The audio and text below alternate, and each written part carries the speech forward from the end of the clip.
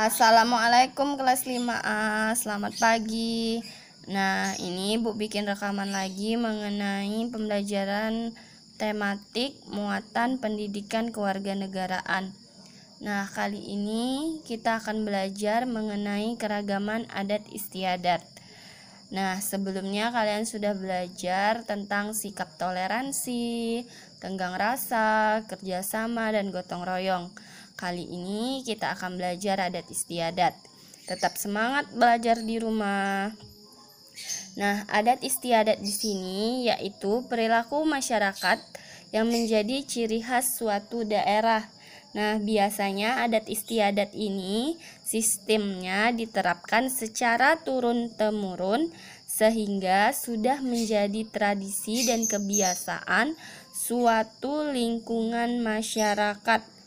Nah, adat istiadat ini sendiri dibedakan menjadi dua, yaitu tertulis dan tidak tertulis.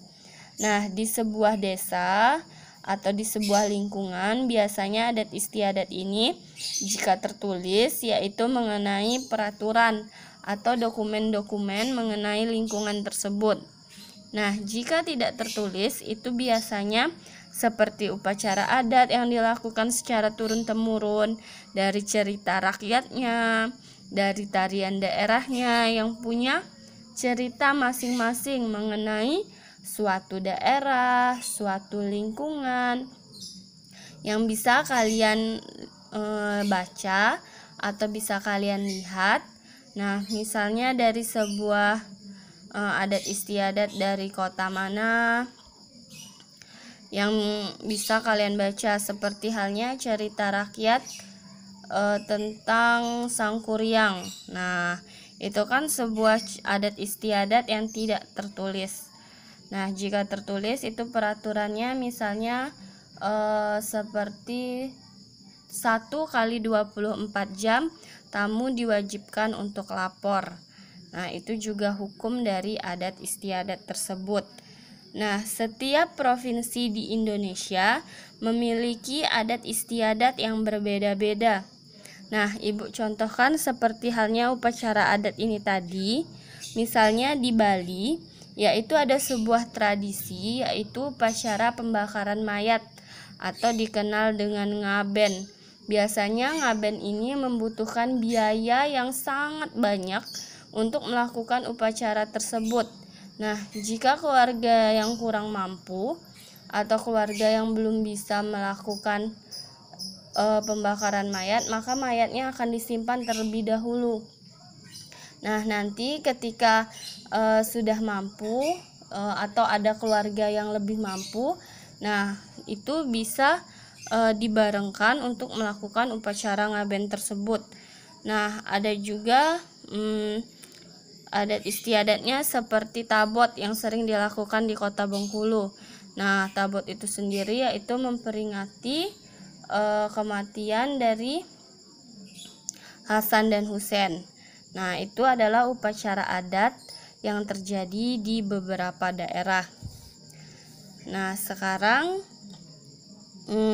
kita kan memiliki adat dan budaya yang berbeda-beda, tapi masyarakat Indonesia diharapkan tetap saling menghormati dan menghargai agar tetap terjalin sikap yang tidak terpecahkan, sikap saling memiliki, saling menghargai, saling menghormati, toleransi, tenggang rasa, walaupun kita memiliki budaya adat yang berbeda-beda.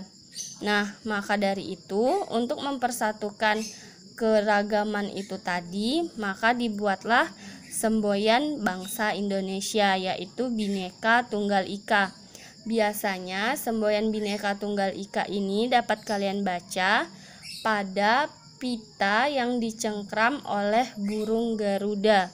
Nah, di sana ada tulisan Bhinneka Tunggal Ika pada bagian bawah sekali. Nah, Bhinneka Tunggal Ika itu sendiri memiliki arti berbeda-beda tetapi tetap satu jua. Nah, di sini semboyan Bhinneka Tunggal Ika itu untuk mempersatukan keberagaman dari Indonesia, karena Indonesia memiliki banyak keberagaman dari suku, budaya, agama, adat istiadat, bahasa.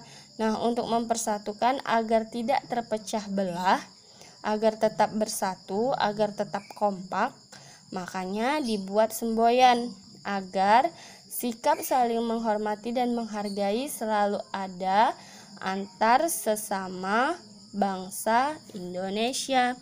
Nah, manfaat adanya keragaman budaya kita yang beragam, adanya keberagaman adat istiadat. Nah, itu semua itu untuk saling menghormati dan menghargai, untuk menumbuhkan sikap nasionalisme, cinta tanah air sebagai identitas bangsa kita di dunia internasional.